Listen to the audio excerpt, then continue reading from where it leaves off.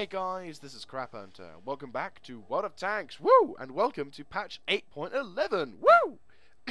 Yeah, I was gonna say, yeah, just before we go on, just to let you know, there will be points where my voice is croaky, slash not as good as it usually is, because I am in the mid to last stages of man flu. So unfortunately, we are, there'll be at points where my voice gets a bit croaky, so I might have to have a drink now and again, or just, gets croaky. But anyway, going on to the main subject at hand, welcome to the first in two-part series of my patch 8.11 First Impressions. Woo! Yeah! So, yeah, if you guys don't know what I'm talking about with First Impressions, or you're new to the channel, my patch World of Tanks First Impressions is where I go on to the release, I preferably on release day or a day afterwards, I go on to World of Tanks, and basically look at the new features, read up a couple on the patch notes, but generally have a look at the new features and give you guys as well a sort of lowdown on what they have changed slash not changed for anyone out there who doesn't get the test servers as well. So yeah, in this patch there's actually been a variety of changes, but not in the sense of content. This patch is actually quite small for the sense of content, so hopefully this video may not be so large. But this patch, however, is big in the sense of what it will change. Reasons why? Brace yourself, guys. Wargaming have actually balanced some things. Did he just say the B word? Not a female dog, but actually balanced something. Holy shit! I know. Can you believe it? Ah! Yes, Wargaming have actually balanced a number of things in World of Tanks. Holy shit! Well, mainly, most of those are in regards to maps. I don't know. Well, you may have known, of course, if you guys have seen the trailers for it, or seen other YouTubers as well, like Mighty Jingles, Quickie Baby, Zircon, no doubt they'll have also told you about the patch changes to Redshire, Erlenberg, Northwest, and Highway. Those four maps have now had their terrains they've been altered, some maps more than others. But yeah, so those four maps now have been completely changed to a degree, thus allowing extra tactical. Well, but it basically makes the maps more fun. Put it that perspective. Really quite enjoyable. Very much looking forward to having a go at that, and definitely looking forward to just enjoying this new sense of patches. So that's the big one. That's the big one out there. And we will see in the second half video. You'll see a fair amount of newish map style and tank fighting. So hoorah on that one. But first of all, now going on to the main point, let's have a look at the changes inside the garage. So what's the first thing you guys will notice upon entering the garage for the first time? Well, you'll notice this little feature, the crew operations. This is basically a small logistical lathe that allows you to get your crew in and out of the tank much faster than previously, much faster than before, and it also allows you to retrain your crew if you're getting them from a previous vehicle. So we'll use the Easy 8 Sherman as an example, because I have recently bought this thing and my crew aren't 100%. So basically, beforehand, when it came to buying a new vehicle, you'd have your vehicle and crew that you wanted to retrain. I think you still have to manually select them and put them in the slots, but what you had to do before this patch was go into the commander's file, go to training, select the vehicle from this list here, then click on that, then leave it and repeat the process for the remaining crew members. Now, however, what you can do is click on this feature and actually retrain the entire crew for a fixed fee. Similar to training an individual crew member, you'll actually get the options to retrain them to whatever kind of percentage you want. Now, as I've already got them at 75%, I don't really need to do anything, but you can do that with each and every one of your crew members. This I find really helpful because, and I certainly could have used it back at way back when it came to transferring crew members, because now you don't forget crew members. And it sounds stupid, but I've recently gone through my barracks trying to see if I need to make any space, and shockingly enough, I found crew members from before I got to my VK. And I'm like, oh shit, I forgot about you.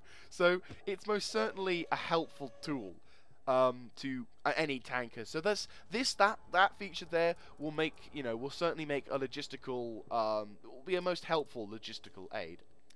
Moving on to the other features, this one kind of features a little bit more in with regards to the settings, because as you can see, we now have a new game mode, and also a little thing for the chat, but we'll focus on the game mode first. So yes, confrontation. Well, if you haven't heard of it, confrontation is quite simply nation v nation. Germany versus Russia, Germany versus America, Britain versus France. Yes, Britain versus France. It's like, yes, what? Britain versus France? What's going on? That doesn't happen in real life. Anyway, yes, Britain versus France, America versus France.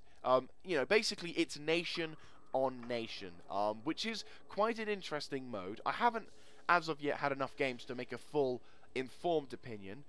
So I am curious as to how they will implement this into the game, as some nations are kind of strong in one region, whereas others are not, so it's kind of a mix of both. Of course, you have to have good players in said nation, so you never know. But anyway, so yes, the new confrontation is another game mode which allows you to enjoy fighting out one nation with one nation on your team. This, however, can be turned off like any other modes, like encounter, assault, or confrontation. You can click it if you want to play it or not. I won't be playing assault or clicking on that because it's a pile of crap. And if any of you guys who've played this before certain patches took it away, all I'm going to say to you guys is pro Horovka, not the defending side. That map made me quit this. Anyway, moving on to the other one, Wargaming, once again, shockingly kind, have allowed us the ability to disable the battle chat. What is going on? Logic, explain. Why are all these good things coming out? Is the next patch going to be terrible or something?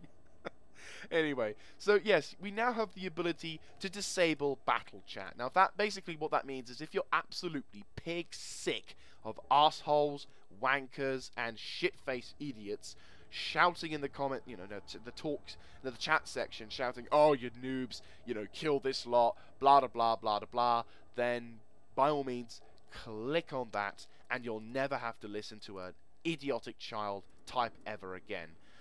There are a few things that will keep going on. For example, the platoon chat won't be disabled. You can see the special commands, you can send the special commands, and you can only send messages in platoon chat only. So, if it's not going to disable everything, but it'll disable enough for your happiness.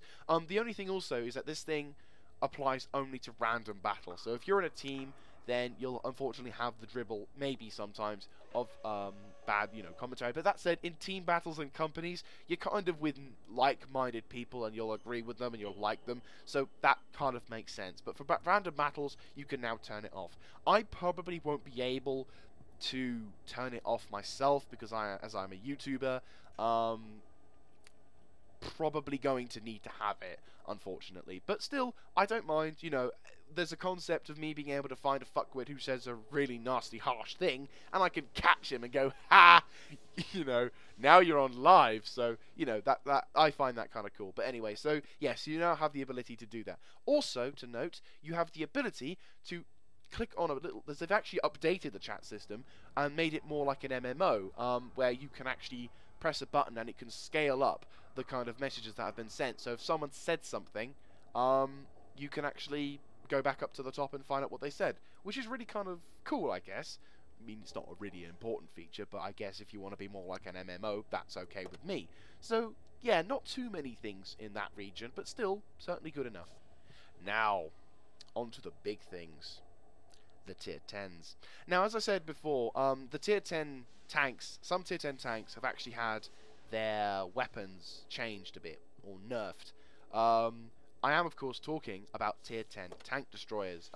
Many of you out there will no doubt know that a number of tier 10 tank destroyers have been hit with a nerf bat, one of which is the Waffenträger of E100. So if we go into there and set everything up. Yes, the Waffenträger of E100, we'll go on to first, has been hit quite badly in this patch, with a variety of things being taken away. First of which, it's lost 200 hit points, so it's now 2,000 hit points. It's also lost its traverse speed from 30 to 26, ouch.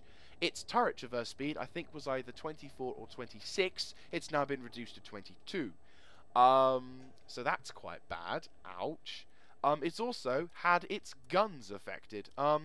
The big thing is, of course, is that it's lost 100 millimeters worth of 100 points worth of damage. Now this applies to pretty much this is the standard kind of nerf.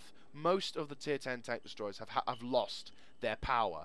So, and especially this thing, I'd say, to be honest with you, I'm going to go out here on a limb, and I would say that yes, this thing was in need of a nerf to a degree. I mean, the gun doing 850 damage per shot is quite an extreme gun. It's like shit. You know, that thing is quite powerful.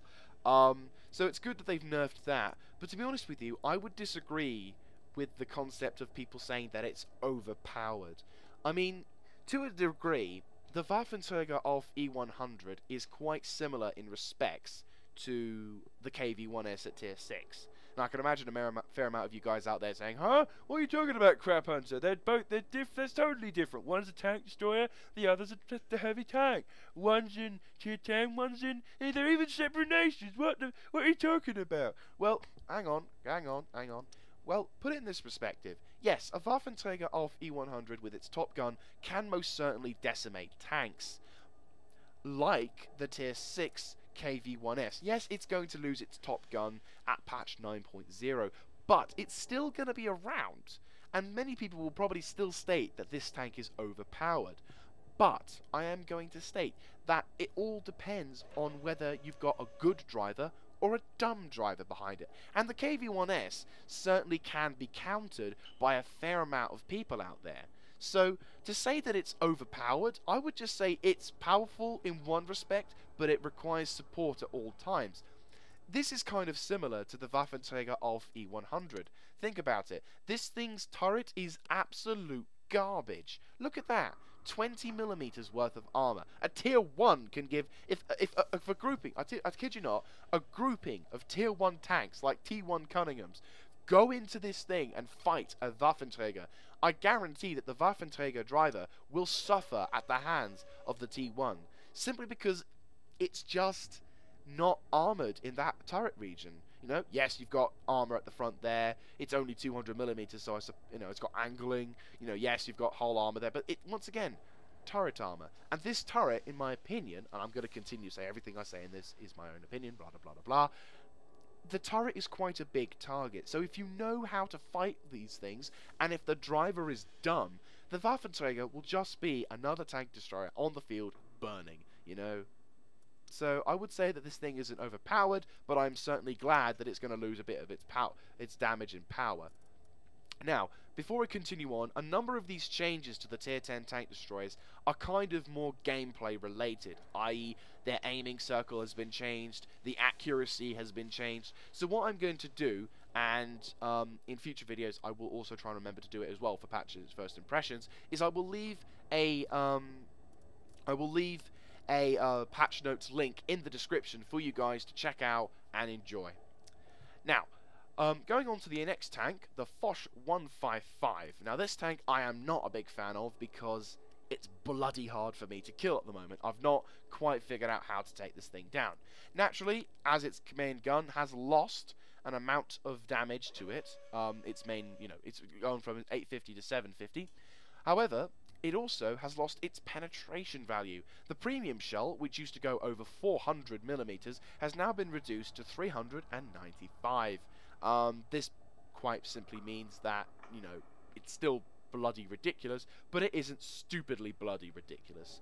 So yeah, I am glad to hear about this, because in my opinion, this thing needed a nerf. In all opinion, this thing is a bitch to kill, and I've not quite unless going from the sides, this thing always pisses me off when it goes in the field. Another big feature which has been nerfed is the engine. It's gone from 1200 to 1000 horsepower.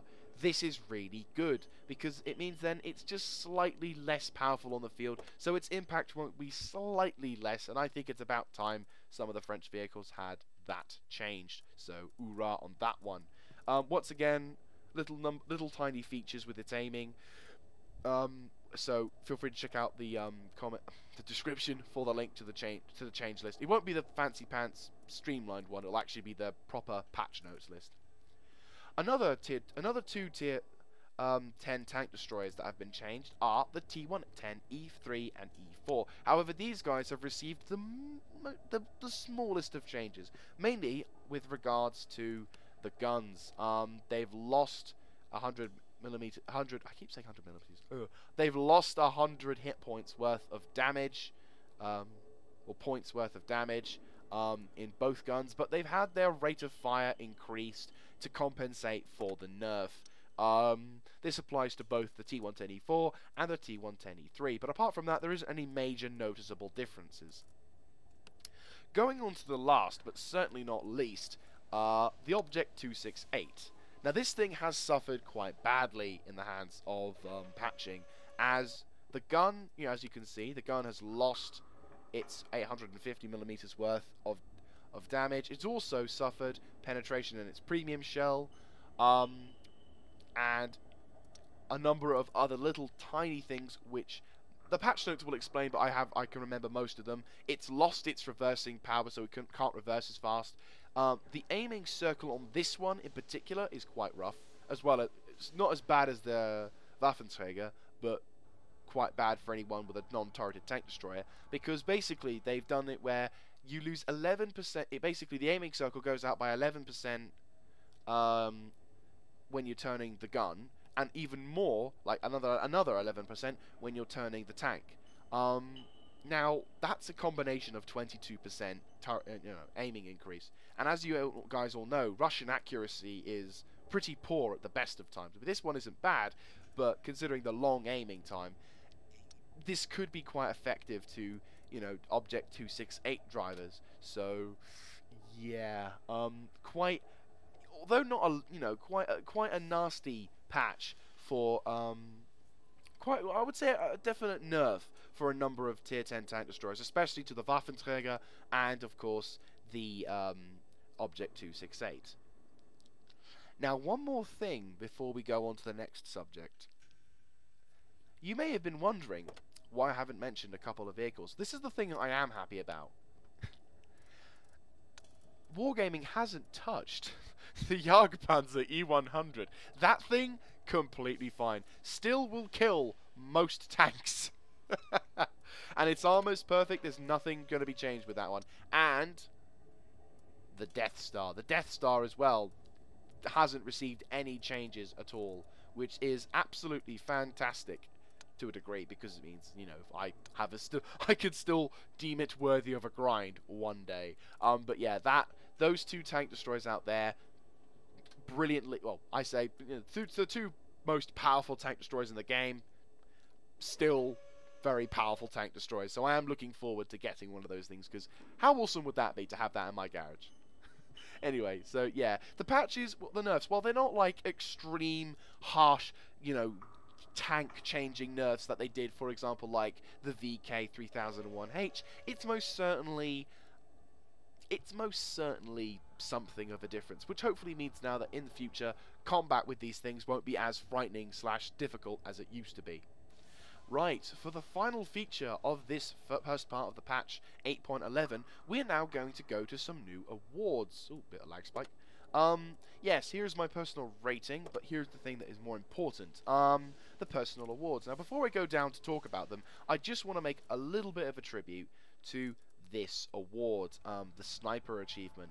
Basically, this was an award given to you where you did 85%, where basically you shot a fair amount of tanks out there, did a fair amount of damage, and, basically you did a crap ton of damage to your opponent, either from a distance or just you were highly accurate. And I achieved this 85 times, and the reason why I say it's a bit of a tribute is because now you can no longer receive this. Sadly, World of Tanks, for some reason, have decided to replace this with a couple of other Battle Hero achievements. But however, if you have achieved this before 8.11, it will now be put into a special category as kind of a tribute to saying you did this amount of stuff, which I'm quite proud of. But I will miss this. I will definitely miss this. Going up to now a number of the new awards. Wargaming have now instigated a number of achievements that are only a team battle only. So basically, you can only achieve them in team battle. This one is a commemorative token. Be the only survivor while driving a tank or a tank destroyer. Win the battle. Team battles only. This one is another one. Destroy all enemy vehicles while losing only one friendly vehicle. Going up further to the top. This one, which is War Genius. In 100 battles, be the top player by earning the most experience. And in this one, you've got a Wolf Among Sheep. Basically, you do a lot of damage in that. So, relatively simple achievements, but these two are kind of, you got to do them a number of times before getting them. The two new achievements have actually, one of them is very simple, the other one is basically a replacement. This one is Tank Sniper. This basically is the same achievement as Sniper, only now you must not hit any of your allies. And there's like another. To be honest with you, it just does. I think it's simple yet just refined, to put it in that way. So that one's basically a replacement for the Sniper. This one, however, is a new one. This one's called High Caliber. Caused the most damage in battle, and there's a variety of things which basically give you the requirements. But in short, you've basically got to do the most amount of damage and damage at least 20% of the total hit points for enemy vehicles. So basically, you got to be really, you got to not suck in combat in order to get that, which is, fair enough. So yeah, that's about it for all the new features in that you can notice, at least in the new patch 8.11. But as I said before, I have put a link in the description for the patch notes, so you guys can get in all the intricate details and all the little tiny microscopic features that if I tried to list would bore you to tears. Hopefully you've liked this talky section of the video, and all of you action nuts out there, thank you very much for watching this one. In the second part, I'm going to be joined by Bidden, a friend of mine at the DGA who got me into a couple of tanks which, now I absolutely adore. So yes, damn you, Bidden! Anyway, so I'll catch you next time in the other part of this World of Tanks patch 8.11 First Impression Special, and I will see you later. Thank you very much for watching. This is Crap Hunter signing out.